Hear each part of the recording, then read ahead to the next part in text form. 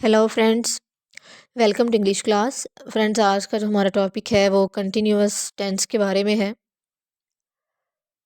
इससे पिछली वीडियो में हमने टेंस के बारे में बात की थी, जिसमें हमने इंडेफिनेट कंडीशन की थी, मतलब प्रेजेंट, पास्ट और फ्यूचर की इंडेफिनेट कंडीशन की थी। और आज की वीडियो में हम प्रेजेंट, पास्ट और फ्यूचर इन तीनों की जो दूसरी कंडीशन है कंटिन्यूअस, वो करने जा रहे हैं। ठीक है, तो अगर आप लोग अभी तक इस चैनल पर नए हैं तो इसे सब्सक्राइब कर लें, वीडियो को लाइक एंड शेयर ज़रूर किया करें। और आज की वीडियो बहुत ही इंटरेस्टिंग है, आपने इसे एंड तक डिटेल से देखना है ताकि आपको जो है पूरे टेंस की अच्छे से समझ आ जाए। तो चलिए स्टार्ट करते हैं।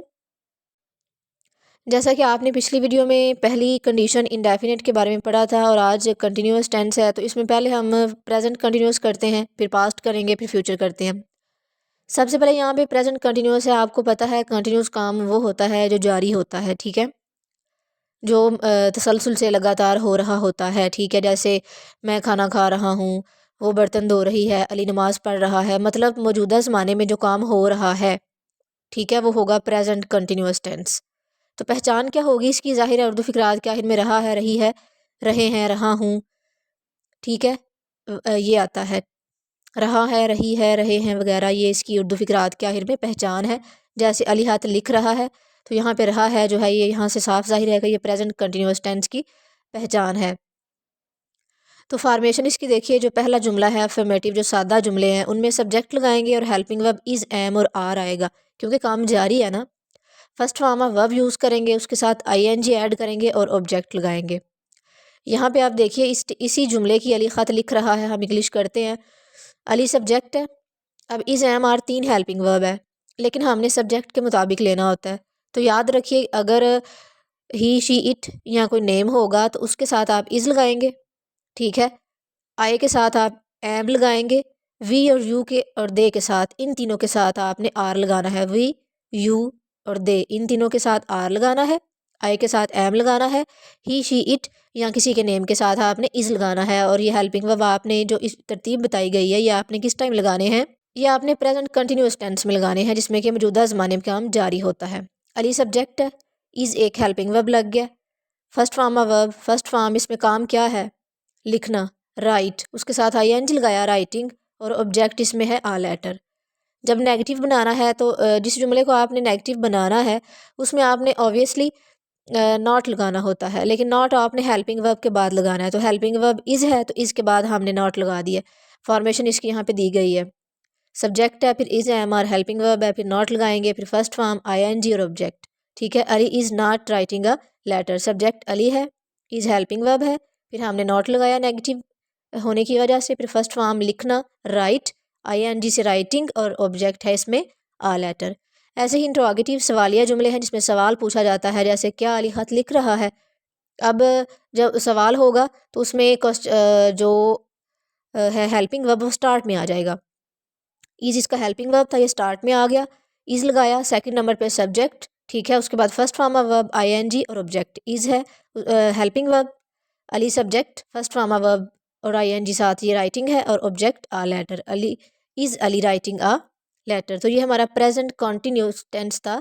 प्रेजेंट कंटिन्यूस जिसमें उर्दू फिक्रात के आखिर में रहा है, रही है, रहे हैं होता है, मतलब मौजूदा ज़माने में काम जारी है, काम हो रहा है।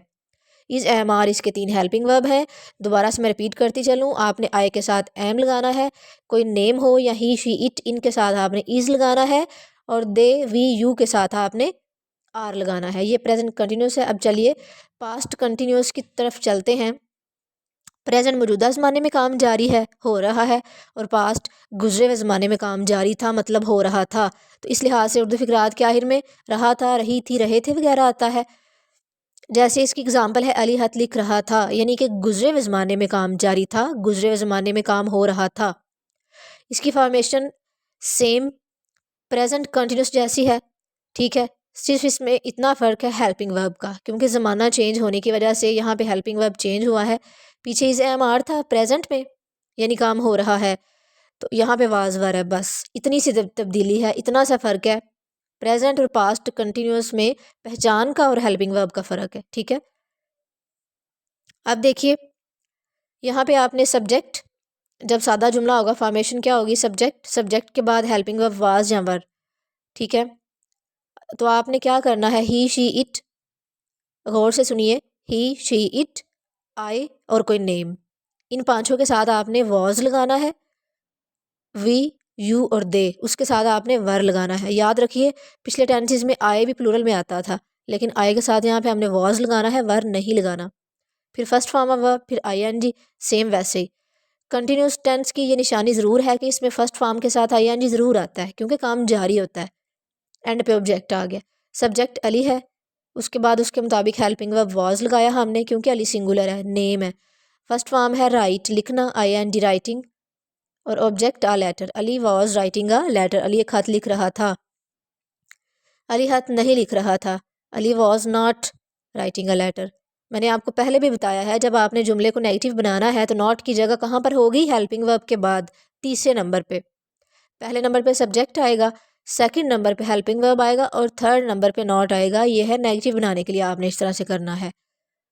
और जब आपने इंट्रोगेटिव बनाना है तो क्या आपने करना है? आपने वाज और वर, मतलब कोई भी हेल्पिंग वर्ब है ना, तो उसको आपने इंट्रोगेटिव में स्टार्ट में लेके आना होता है। तो चूंकि यहाँ पे पास्ट कंटिन्यूस में हमारे पास वाज और वर दो हेल्पिंग वर्ब हैं, तो हम इन दोनों को स्टार्ट में ले आएंगे। अब चूंकि यहाँ पे सब्जेक्ट हमारा सिंगुलर है, तो हम यहाँ से एक हेल्पिंग वर्ब लेंगे, सिंगुलर वाला वाज। ठीक है, subject Ali, first form of verb के साथ आईएनजी है राइटिंग, और ऑब्जेक्ट है आ लेटर, और एंड पे question mark. Was Ali writing a letter. ये हमारा पास्ट कंटिन्यूस टेंस भी कंप्लीट हो चुका है। प्रेजेंट का मतलब है मौजूदा ज़माने में काम हो रहा है, और हेल्पिंग वर्ब है इज़, एम, आर। पास्ट का मतलब है गुजरे हुए ज़माने में काम हो रहा था, और इसके हेल्पिंग वर्ब है वाज और वर। अब नेक्स्ट चलते हैं फ्यूचर कंटिन्यूस की तरफ। तो फ्यूचर कंटिन्यूस मतलब नाम से जाहिर है आने वाला ज़माना, तो आने वाले ज़माने में काम हो रहा होगा। ठीक है, आने वाले ज़माने में काम जारी होगा, तो पहचान क्या होगी? रहा होगा, रही होगी, रहे होंगे वगैरह। प्रेजेंट में काम हो रहा है, जैसे अली खत लिख रहा है। पास्ट में काम हो रहा था, अली खत लिख रहा था। फ्यूचर में काम हो रहा होगा, अली खत लिख रहा होगा। ठीक है, तो फॉर्मेशन में हमने क्या करना है? सेम वैसी ही फॉर्मेशन है इसकी, जस्ट हेल्पिंग वर्ब चेंज होंगे। प्रेजेंट, पास्ट और फ्यूचर तीनों कंटिन्यूस में क्या होगा? पहचान चेंज होगी और हेल्पिंग वर्ब चेंज होंगे, बाकी चीज़ें जो है वो सेम रहेंगी। तो यहाँ पे भी आपने क्या लगाना है? विल, शैल और be. Will be, shall be, दो हेल्पिंग वर्ब फ्यूचर कंटिन्यूस के हैं, गौर से सुनिए।